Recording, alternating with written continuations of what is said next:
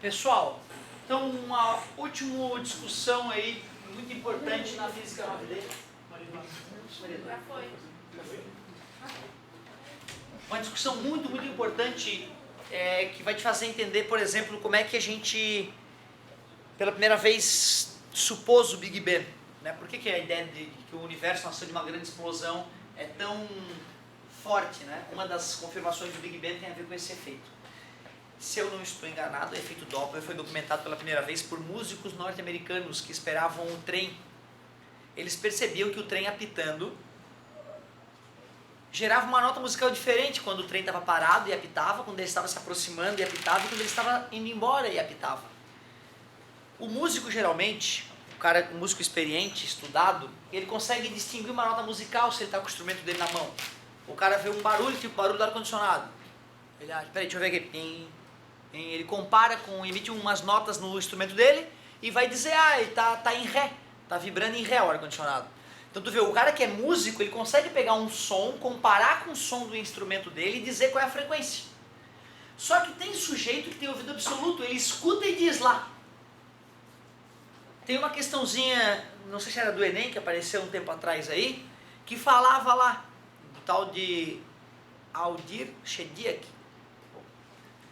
O cara que era um músico ninja e ouvido absoluto. Aí os colegas, para provocar ele, pegava o dicionário de acorde, emitia, fizemos essa questão? Eu já ouvi. Emitia um acorde qualquer, tu imagina pegar um violão, o cara não tá vendo tu usar o violão. Tu aperta em quaisquer casinhas do violão e o sujeito vai lá e diz qual é a nota musical de cada corda, ele fala onde é que tu apertou. Só de escutar o som. E é quase automático, ele não precisa pensar. Ele não precisa estar com o violão dele para fazer comparações e perceber isso.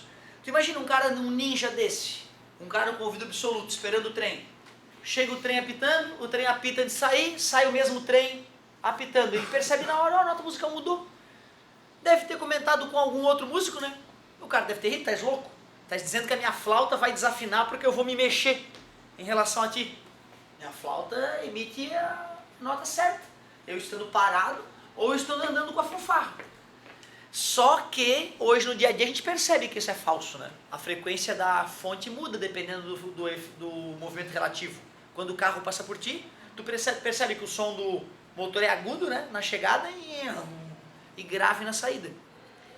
Isso é efeito Doppler. O efeito Doppler é o fato de o observador perceber uma frequência da onda diferente daquela frequência que ela foi gerada. Professor, mas tu me ensinou que a frequência de uma onda é a carteira de identidade da onda, não muda nunca a frequência de uma onda. A onda não vai alterar a sua frequência, mas a tua percepção da frequência vai ser alterada. A frequência que tu vai medir não vai ser a frequência verdadeira. Efeito Doppler. Tu nunca viu o som passando, cara. Como é que tu vai enxergar o efeito Doppler, né? É uma coisa difícil, mas as ondas do mar tu já viu. E tá chegando o momento que a gente chega lá e fica... E as ondinhas vêm, lembra? Lembra disso? Já vimos. Se eu corro em direção às ondas, a frequência aumenta ou diminui? Concorda comigo? Se eu corro das ondas, eu observador, a frequência... Se o mar se aproximasse de mim enquanto as ondas se aproximam, a frequência aumentaria. Se o mar é afastado de mim enquanto as ondas tentam se aproximar de mim, a frequência diminuiria. Tu consegue intuir isso? Nunca vi aluno reclamar disso, porque ele já fez essa brincadeira de correr em direção às ondas do mar. Ainda mais nós que moramos numa ilha de 42 praias. Todo verão a gente faz isso. E é tão gostoso, né? Bate nas ondinhas, cai na água. Delícia. Então, se quando eu aproximo, eu, Otávio, corro em direção às ondas, se aumenta a frequência, se eu fujo das ondas, a frequência diminui. E eu me aproximar do mar é o mesmo que o mar se aproximar de mim, movimento relativo. Se eu estou parado lá, e aí as ondinhas batem no meu pé, aí Deus aparece, lembra? Pecador, e afasta o mar de mim. Enquanto eu tento me banhar no mar parado, estarrecido com a presença do Criador. É óbvio que a frequência diminuiria. Porém, se for o Deus do Velho Testamento, ele diria, pecador, e jogaria o mar para cima de mim. Aquele é assassino, sabe? Ele mata a galera. E aí, então, a frequência aumentaria. Não fiquem ofendidos, gente. Vai ficar divertido só. Tá? Não tenho nada contra o Criador. O Velho Testamento às vezes eu fico meio preocupado com ele. Aquela parte das criancinhas me preocupa, né? Aquela parte da criancinha, sabe aquela parte? Que as criancinhas começam a rir da careca do velho, Deus bota um urso lá e o urso estripa as criancinhas. É bom não saber, esquece. Lê só o Novo Testamento. Ô galera, olha só. O negócio é o seguinte. Não, cara, te juro, eu falei, eu nem entrei em São Leão, assim, eu só fiz essa piadinha assim, cara, num colégio que não é religioso. E cara, o coordenador me ligou 2 horas depois que eu terminei a aula. Ô Otávio, ó cara, pô, eu te pedi pra não falar de Deus na aula, cara. Mas eu nem entrei no mérito. Eu nem falei que eu era ateu, eu só botei o barbudo ali, chamei o cara pra dar uma ajuda no efeito Doppler, a galera ficou magoada.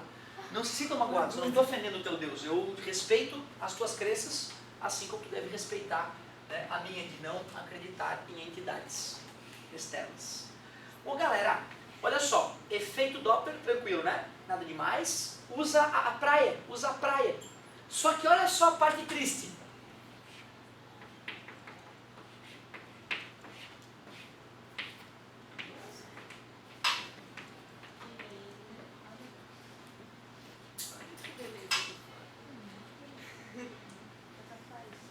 Deixa eu mudar aqui. Eu poderia deixar do jeito que tá? Daria o mesmo resultado no final das contas, mas eu quero assim que eu acho que vai ficar mais fácil no final pra ti. Já tava assim, né? Pensou. Primeiro, gente, o que tu acha que é FF? E eu errei de novo. Essa aqui era para ser a frequência observada. A observada. Essa FF seria a frequência da fonte. VF, velocidade. VO, velocidade do observador. E esse V geralmente vem como VS, por ser a velocidade do som no ar.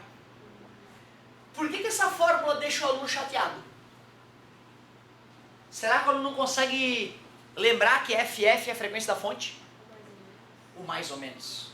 Velocidade do som tu bota ali no VS. Velocidade da fonte, bota a velocidade da fonte. Observador, observador. Fonte, fonte, observador. F frequência, V velocidade. Não é esse o problema. O problema é o mais ou menos. O mais ou menos ferra o aluno tem dificuldade de descobrir se é mais, se é menos que usa. Se tu aceitou a brincadeirinha do mar lá, exceto a parte do Criador, esquece que é uma bobagem que eu disse. Se tu aceitou a brincadeirinha do mar, aí eu só preciso de mais uma funcionalidade para tu detonar em efeito Doppler. Uma razão. Fração, lembra? Quando o numerador aumenta, a fração aumenta. Quando o numerador diminui, diminui. Numerador, de cima. Tudo bem? Quando o denominador aumenta, quando o denominador diminui, estamos conversados. Acabou. Posso ir embora porque tu já sabe escolher mais ou menos. Não sei, professor. Sabe. Carro de som, tá vendo? Caixa de som. Bum, bum. Sujeito. A gente deveria chamar ele de escutador, porque ele vai escutar, né? Mas na física a gente chama ele de observador, mesmo o cara que escuta. Certo? Ele é orelhudinho para tu entender que ele está escutando. Beleza? Se eles estiverem parados, não tem graça, porque eu vou escutar a frequência verdadeira. O objetivo é que eles se mexam em relação ao outro. Se um deles estiver parado, eu também fico feliz, porque eu boto 0 e mais ou menos 0 não fede nem cheira. Ou seja, eu quero saber quais são as 4 maneiras dessas duas coisas se mexerem, uma em relação à outra. Quais são as 4 possibilidades? As duas se aproximando, velocidade da fonte e velocidade do observador, uma contra o outro. Pode ser, um pode estar tentando se aproximar enquanto o outro foge. Os dois podem estar se movimentando de tal forma que distanciem-se cada vez mais.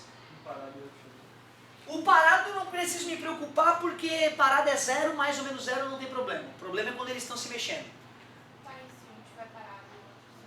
Não tem problema. Se o observador está parado, bota 0 ali. Se a fonte estiver parada, bota 0 ali. E aí tu não precisa decidir o mais ou menos. Porque mais ou menos 0 é 0. Ou seja, quando um está parado, tu não tem que tomar decisão. Tu só tem que tomar uma decisão se tu usar mais ou menos quando ele está se mexendo. Falta qual possibilidade, pessoal? O menininho indo para a esquerda, já que ele já foi 2 vezes para a direita, né? E o carro?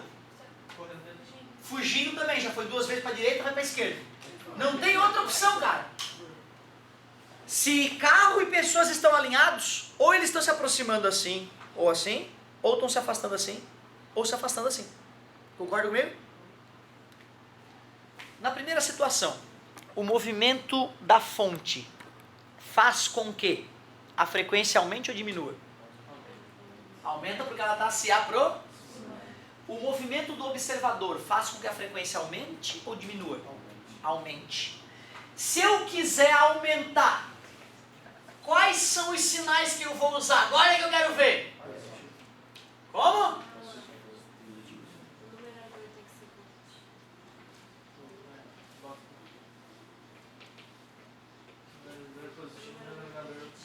Claro, a fonte se movimenta e vai aumentar a frequência. Para eu usar o VF e aumentar o resultado da conta, só se eu usar. Só que a velocidade do observador está embaixo. E esse movimento aumenta a frequência. Para aumentar o resultado, eu uso menos, porque diminuindo o denominador, aumenta o resultado. Vocês revisaram comigo agora há pouco. Concordam comigo? 1 dividido para 5, 0,2. 1 dividido para 2, 0,5. Diminui o denominador, aumenta o resultado. Concorda comigo? Acabou, agora é só continuar com esse processo. Aumenta a frequência porque está se aproximando da orelhinha dele. Então eu vou usar mais em cima.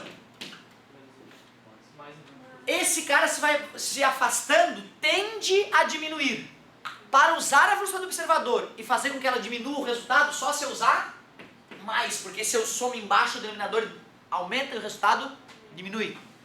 Tu viu, né? O problema é embaixo, né? E embaixo é que dá aquela vontade de errar. Acabou, cara. Tu vê, né, cara? É uma maneira matemática de tu decidir se é mais ou menos, né? Tu pega a tua vida, a ida na praia, e lembra da fraçãozinha. E pronto, tu usa essas duas coisas óbvias na tua vida para tirar uma conclusão que quase todo mundo erra no vestibular. Ai meu Deus, eu uso mais ou menos. Eu que criei esse método. Aí eu me achando todo massa, né, dando aula esses dias. Deixa eu ver se tu tá entendendo. Se afasta, diminui a frequência. Está em cima a velocidade da fonte, vou usar menos para diminuir.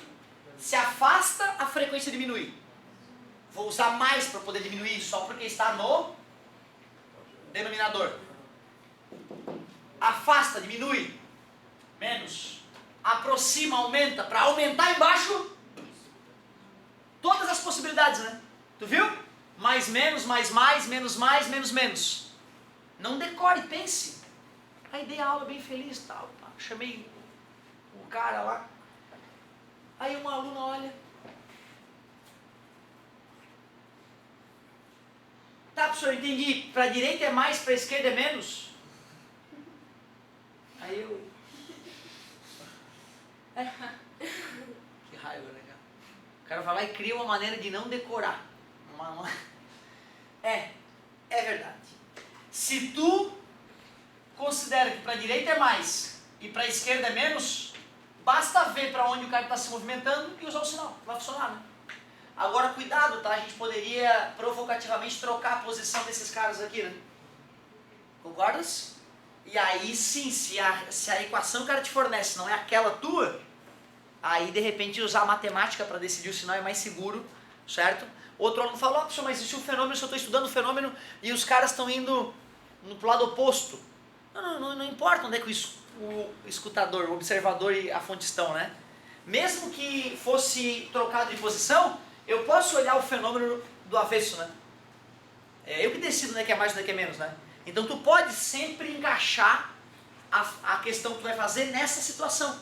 Tu sempre tem o direito de colocar o teu observador na direita da fonte para fazer a análise. Portanto, tem que confessar que a dica da guria é bem melhor, né, cara? Porque não precisa nem pensar. Talvez isso seja ruim, mas, né, para a direita é mais, para a esquerda é menos. É uma maneira de não ficar ali soluçando para poder definir os sinais. Certo? Fala, meu amor. Tem diferença se o bonequinho estiver fugindo do carro ou o carro estiver fugindo do bonequinho? Os dois geram o mesmo efeito, reduz a frequência. Só que como uma velocidade está no numerador e outra no denominador, os sinais vão ser trocados para dar o mesmo resultado. Mas ali, ó. Bonequinho fugindo. Aí dá mais. Vai diminuir a frequência. Aí, Mas como está embaixo, eu uso mais para diminuir. Carro fugindo. Vai diminuir a frequência. Eu uso menos para diminuir, só porque está no numerador. Os dois causam o mesmo efeito, mas não vai ser o mesmo sinal. Certo? Só que eu posso tá acima da fórmula, daí vai ficar mais em cima, menos embaixo. Isso, se eu alterasse a posição da velocidade do observador e da fonte, eu teria que repensar os sinais. Isso sim, sem dúvida. Tá? Só que, se nós formos pensar assim, para não ter que fazer toda aquela filosofia, usar matemática e usar o dia a dia para matar a questão, dá simplesmente para dizer, ó, quando ia para a direita a fonte, eu usei mais na fonte, tá vendo? Quando o observador ia para a esquerda, eu usei menos. Quando ele ia para a direita, eu usei mais. Então, uma maneira bem, né, não precisa nem esquentar a cabeça. Fala, meu amor. Pode falar. A segunda se eles se mexerem igual ou continuar a mesma distância, não vai ficar a mesma frequência. Pois então, será que se eu somar o mesmo número no numerador e no denominador, o que vai acontecer? Se as velocidades fossem zero, se a velocidade fosse zero, daria o número 1, um número dividido por ele mesmo. Então, se eles estão parados, eu escuto a frequência do observador igual a da fonte. Se eles se mexem com a mesma velocidade para o mesmo lado, é isso? Não vai mudar a frequência, né? Ou não? Deixa eu ver. Eu vou somar um número aqui e vou somar o mesmo número aqui. Ah, cara, velocidade do som mais 10. Velocidade do som mais 10 dá o mesmo número. Divide e continua dando. Pois então, se observador e fonte estão com a mesma velocidade, não tem movimento relativo, não vai haver alteração da frequência. Exatamente isso. É exatamente isso que a equação está nos dizendo. Perfeito. Tá.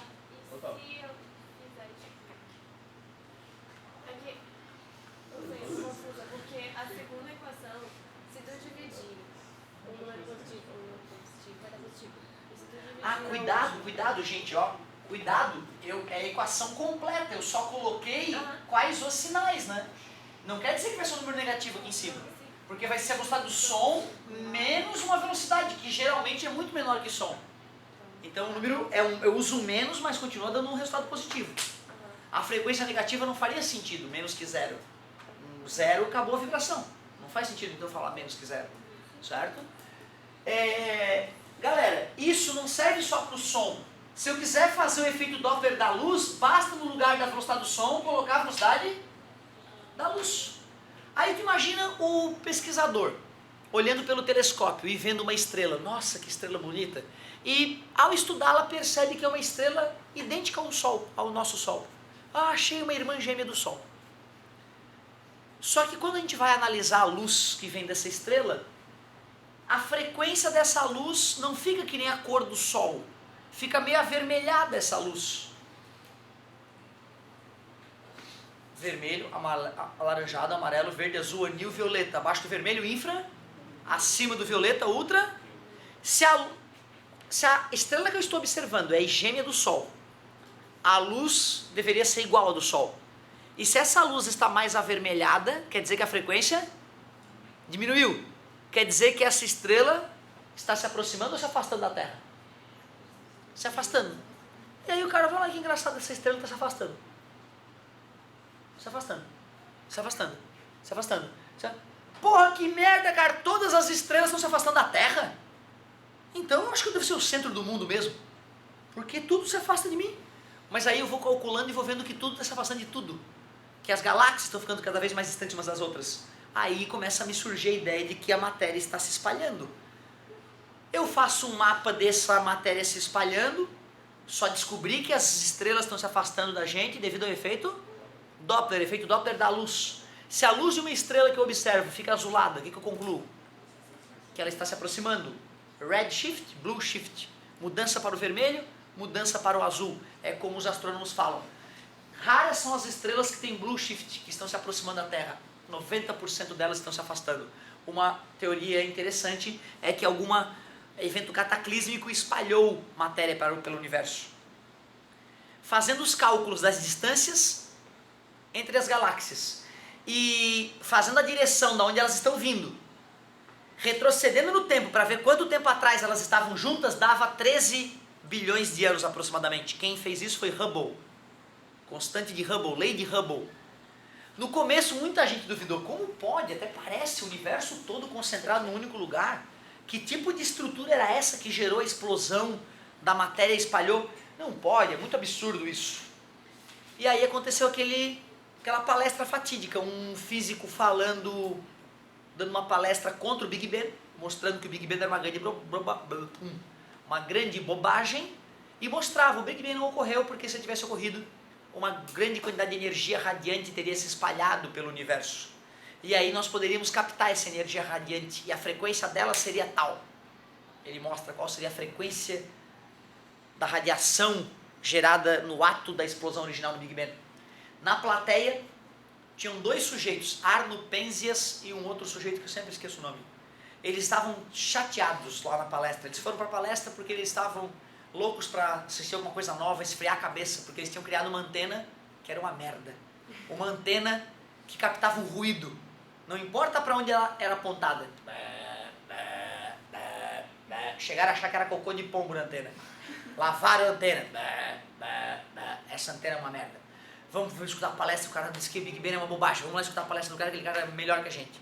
Foram lá escutar a palestra e o cara falando, olha, tem que ter um ruído que vem de todo lugar se o Big Bang tivesse existido. Tu imagina, tu tá fabricando uma antena para captar radiações eletromagnéticas. Tu tá captando uma radiação eletromagnética que tu não sabe de onde que vem. Tu aponta para qualquer lugar, vem a maldita radiação eletromagnética. E tu assiste uma palestra que um cara diz que teria que ter essa radiação caso o Big Bang tivesse existido. É de olhar e chorar, se abraçar. Vamos lá calcular a frequência dessa nossa radiação. Puta que pariu, é a frequência da radiação do Big Bang. Nós captamos o barulho da explosão original. Nobel. Ou seja, não é uma maneira só de confirmar. Não é uma maneira só de confirmar. Não é só a lei de Hubble que nos mostra que o Big Bang ocorreu. Também tem essa radiação de fundo, esse barulho, esse eco do Big Bang. Não é uma vibração mecânica, né? É uma radiação eletromagnética na faixa do micro-ondas. Certo? Na faixa do micro-ondas. Então tu vê aquele chiaço da TV, quando está sem antena, o ruído do nosso aparelho de som quando ele é ligado, 70% disso é culpa do Big Bang.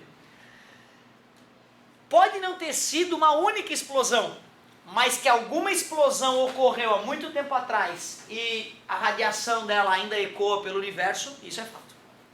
Por isso que é tão honesto a gente defender a ideia do Big Bang. Efeito Doppler, então, nos ajudou a entender a expansão do universo. O efeito Doppler da luz. Anota aí o que eu recomendo tu fazer.